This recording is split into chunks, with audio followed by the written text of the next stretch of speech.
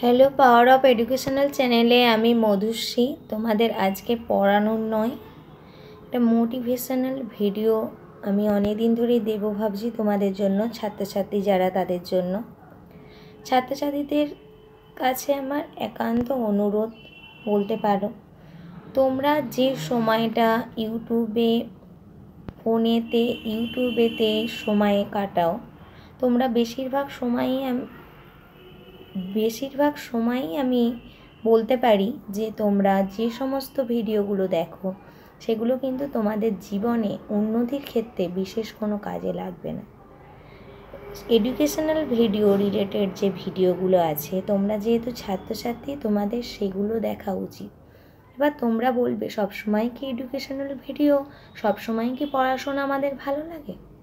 ঠিক আছে, ভালো লাগে না। এডুকেশনাল ভিডিও ছাড়াও তোমরা একটা ধরো গানের ভিডিওতে গান শুনলে কি হয়, আমরা মোটিভেট হই, আমরা নানা রকম সৃষ্টিশীল কাজ করার একটা আগ্রহ পাই এবং আমাদের মনে একটা প্রশান্তি আসে।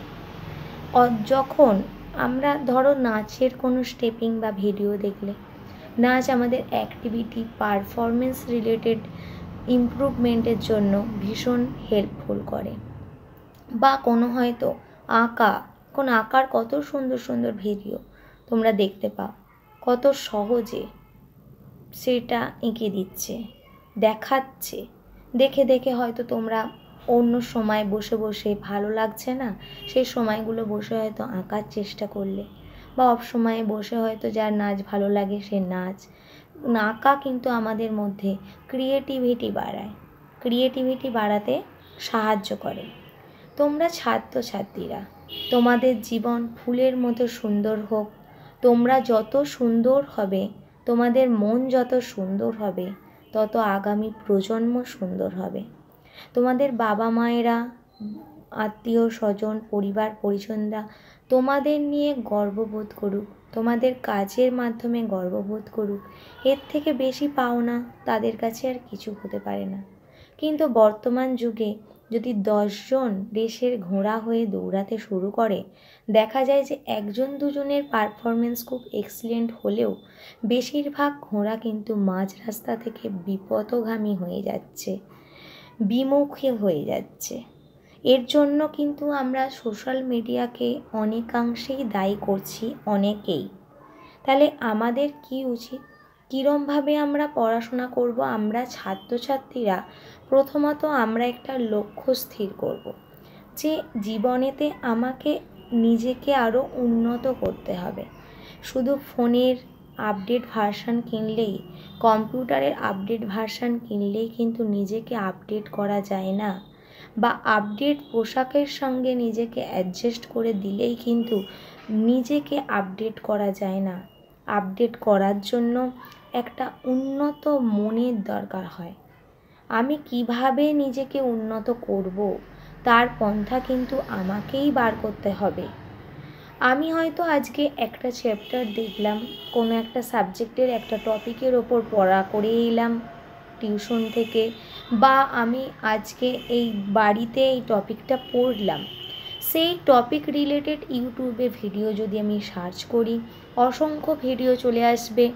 আমি দেখতে পাবো যে 2-3টে যদি ভিডিও আমি কোনো একটা টপিকের ওপর দেখি, তাহলে তা থেকে আমি যেটা শিখেছি তার চেয়েও বাইরে কিন্তু অনেক কিছু শিখতে পারবো।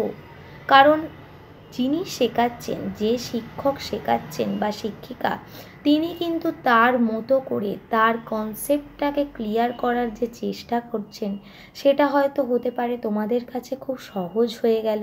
তোমরা যেভাবে বুঝছিলে সেটা কঠিন লাগছিল, এখন আরও সহজ হয়ে গেল। বা বই পড়ার সঙ্গে সঙ্গে আমি বারবার বলি, একটা বইয়ের সাথে অন্য বইয়ের রেফারেন্স বই অ্যাড করার উঁচু ক্লাসের ক্ষেত্রে, সেটা কিন্তু এখনকার ছেলেমেয়েরা অনেকাংশেই কিন্তু করে না।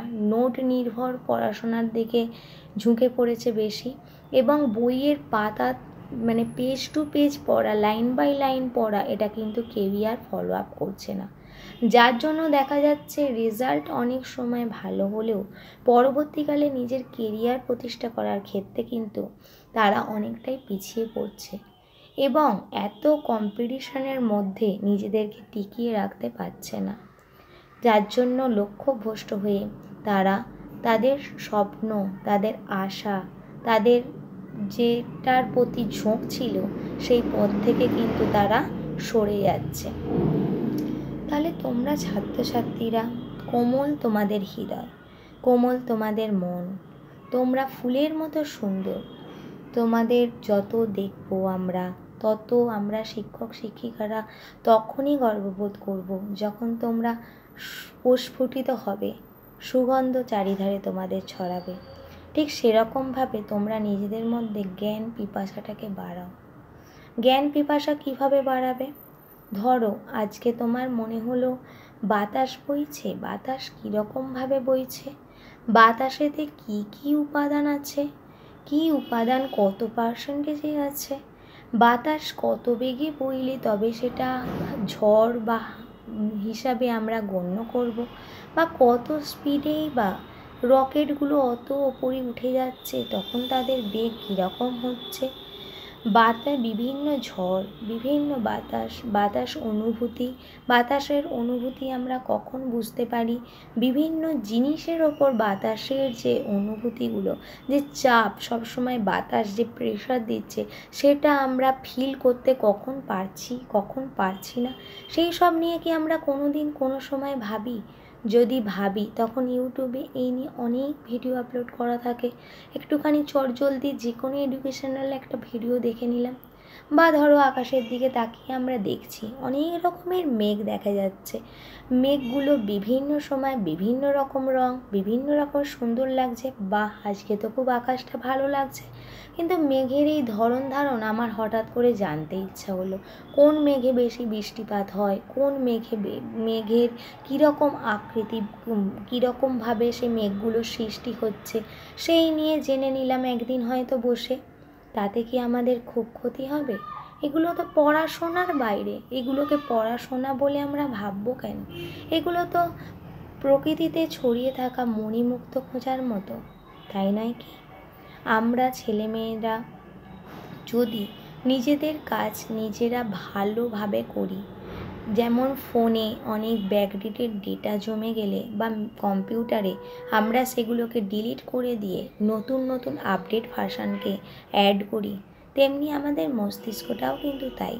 বাজে বাজে চিন্তা ভাবনা, আজে বাজে জিনিস দেখার সঙ্গে থেকে যদি আমরা নিজেদেরকে বিরত রাখি, তাহলে কিন্তু ভবিষ্যতে আমরা নিজেদেরকেই উন্নত করব তা নয়, তার সাথে সাথে ভবিষ্যৎ প্রজন্মকেও কিন্তু আমরা উন্নত করতে পারি। কথাগুলো তোমরা একটু অন্য সময় ভালোভাবে ভেবে দেখবে, এবং এডুকেশনাল যে কোনো ভিডিওর সাথে সাথে তোমরা অন্য যে সমস্ত জিনিসই দেখবে, ফোনেতে যে সমস্ত জিনিসই সার্চ করবে, হয়তো রিলস দেখে যাচ্ছ ঘন্টার পর ঘন্টা বা ঘন্টার পর ঘন্টা, কেন মানে ঈশ্বর চিন্তা, ভগবানের গড়ের চিন্তা কেন করো না, কেন দেখো না? সারাদিন শেষে আমাদের পাওয়ার, আমাদের মোটিভেশন কত বাড়ে জানো যদি আমরা ঈশ্বরের কোনো একটা গান শুনি, বা ঈশ্বর রিলেটেড চিন্তাভাবনা, তাদের দর্শন, বা হয়তো কোনো মোটিভেশনাল স্পিচ শুনলাম ইউটিউবেতে। কী করে আমাদের মনকে মোটিভেট করতে হয়। মন কিন্তু বারবারই চাইবে, কিন্তু আর পাঁচজন যা কিছু করছে সমস্ত খারাপ দিকে ছুটতে কিন্তু মন চায়, কিন্তু ভালো দিকে ছুটতে কিন্তু মন চায় না। তোমার নিজের প্রতি নিজের দায়িত্ব হচ্ছে ভালো দিকে তোমার মনটাকে টেনে নিয়ে যাওয়া। ও দায়িত্ব কিন্তু তোমাকেই পালন করতে হবে। তোমার বাবা মা, বন্ধু বান্ধব, আত্মীয় স্বজন কেউ কিন্তু পারবে না তোমাকে ভালো পথে চালিত করতে, যতক্ষণ না তুমি তোমার মনটাকে ভালো দিকে নিয়ে যাচ্ছ। তাই আমি তোমাদের কাছে আবার অনুরোধ করছি এবং বলছি, জীবনটাকে সুন্দর করো। জ্ঞানের পিছনে ছোটো, কি পাবে জীবনে সেটার পিছনে ছোটো না। তুমি যদি জ্ঞান আহরণ করো, সেই লক্ষ্যে, সেই মঞ্জিলে ঈশ্বর ভগবান তোমাকে ঠিক একদিন পৌঁছে দেবেন। হয়তো তুমি 100 সিঁড়ি ওঠার লক্ষ্যে স্বপ্ন দেখেছিলে, তুমি হয়তো সেখানে 50 সিঁড়ি, 60 সিঁড়ি, 60টা সিঁড়ি উঠতে পারলে, কিন্তু তোমার যদি লক্ষ্য স্থির থাকে, মন যদি উন্নত থাকে, তাহলে কিন্তু তুমি তোমার তোমার এমন কোনো দিন হবে না যে তুমি একটাও সিঁড়ি উঠতে পারলে না। তাই তোমাদের নিজেদেরকে অনেক বেশি এখন আমরা সুযোগ সুবিধা পাচ্ছি বিভিন্ন সামাজিক মাধ্যমেতে। আমরা এত সুযোগ সুবিধা পাচ্ছি, হয়তো কোনো কিছু পড়াশোনা করতে গিয়ে আটকালো, কোনো পয়েন্টস আটকালো, কোনো প্রশ্ন আটকালো, সঙ্গে সঙ্গে আমরা সেটা যদি ইউটিউবেতে বা সেটা যদি আমরা গুগলেতে সার্চ করি, আমরা সঙ্গে সঙ্গে ভ্যারাইটিস রকম অ্যান্সার পেয়ে যাচ্ছি। এটা আমাদের কাছে প্রচণ্ড একটা হেল্পফুল সাপোর্ট। কিন্তু সেটা কজন ফোনটাকে, কজন ইউটিউবটাকে, কজন গুগলটাকে পড়াশোনা রিলেটেড কাজে লাগায় বলো তো? যারা কাজে লাগায় তারা কিন্তু বড়ই হয়, তাদের ছোট করার ক্ষমতা কিন্তু কারোর নেই। এডুকেশান এমন একটা জিনিস, শিক্ষা এমন একটা জিনিস যা আমাদের কি করতে হয়, আস্তে আস্তে আত্মীকরণ করতে হয়। আমাদেরকে এক ভালো জিনিস একবার ছেড়ে 10 বার দেখতে হয়, তবে আস্তে আস্তে আস্তে আস্তে আমাদের মনটা, আমাদের ব্রেনটা তাতে সেট আপ হয়। কিন্তু তুমি দেখবে খারাপ জিনিস তুমি একবার দেখো, তোমার দেখো 100 বার সেই জিনিসটা কিন্তু চোখের সামনে ভাসছে, কিন্তু ভালো জিনিস কিন্তু ভাসে না। তাই আমাদের নিজেদের উচিত সমস্ত দিক দিয়ে, তাহলে আজকের পর থেকে তোমরা কি করবে, বিভিন্ন টপিক যেগুলো তোমাদের অসুবিধা হবে ইউটিউবে সার্চ করবে, গুগলে সার্চ করবে, টপিক রিলেটেড পড়াশোনা করবে। যখন টপিক রিলেটেড পড়াশোনা করে সেই চ্যাপ্টার করেছো, সেই চ্যাপ্টারের ওপর কিছু এমসিকিউ কোশ্চেন হয়তো দেখে নিলে, সেটাও যদি ভালো না লাগে তাহলে যেটা বললাম, যে দিকে চোখ যাচ্ছে সেটাই আমি জানবো। হয়তো নারকোল গাছ দেখতে পাচ্ছি, নারকোল গাছ নিয়েই একটু জেনে নিই না, নারকোল গাছ কত প্রজাতির হয়, নারকোল গাছের কী কী সুবিধা হয়, কত বছরে বাড়ে, আরও রিলেটেড কিছু, নারকোল গাছ কী ধরনের গাছ, কী জাতীয় গাছ, জানার কোনো শেষ নেই বলে আমি কিছুই শিখবো না বলে হাত পা গুটিয়ে বসে থাকলে তো হবে না। বিশ্ব সংসার তো এগিয়ে যাচ্ছে, জগৎ তো এগিয়ে যাচ্ছে, আমি না এগোলে কী হবে? আমার বয়সী আরও 5টা ছেলে মেয়ে তো এগিয়ে যাচ্ছে। আমি যখন তাদের সঙ্গেই কম্পিটিশানে নামতে আমাকে হবে, তখন আমাকে একটু হলে তো এগোতে হবেই, একটু একটু করে এগোতে হবে। এটা তো একদিনে খাবার খেয়ে যেমন হজম হয় না, একদিনের শিক্ষা তো আর ব্রেনে ঢোকে না। তাহলে আমাকে একটু একটু প্রতিদিন একটু একটু করে জানতে হবে। যার যেদিকে নেয় সে সেদিকেই জানো, কিন্তু জানো, এমন জিনিস জানো যেটা জীবনেতে তোমাকে কোনো না কোনো সময় হেল্প অবশ্যই করবে। আর তার বাইরে তোমরা তাহলে কি করবে? সংস্কৃতি মনস্ক ভিডিও দেখবে, নাচ গান আঁকা আবৃত্তি, একটা সুন্দর আবৃত্তি শোনো না, শুনে শুনে শুনে শুনে বলার চেষ্টা করো না। কোথাও হয়তো ফাংশান হলো স্কুলে বা ক্লাবে, বললে সবাই প্রশংসা করলো, ভালো লাগবে না? খুব ভালো লাগবে। দেখবে ভালো জিনিস করার পরে ভালো জিনিসের খিদেটা কিন্তু মানুষের বেড়ে যায়। কিন্তু প্রথমে আমাদের কষ্ট করতে হয়, প্রথমে আমাদের সেগুলোকে জানার জন্য অনেক কষ্ট করতে হয়, কঠোর পরিশ্রম করতে হয়। আমি তোমাদের সকলেরই শুভাকাঙ্ক্ষী। আমিও একজন স্কুলের শিক্ষিকা এবং আমি এক সন্তানের মাও। একজন মা হিসাবে, একজন শিক্ষিকা হিসাবে তোমাদের সব ছাত্রছাত্রীদের ভালো চাইব, মঙ্গল চাইব, এটাই আমার একান্ত কাম্য। সবাই ভালো থেকো, শরীরের প্রতি যত্ন নিও, সুস্থ থেকো এবং নিজেদেরকে উন্নত করো। ধন্যবাদ।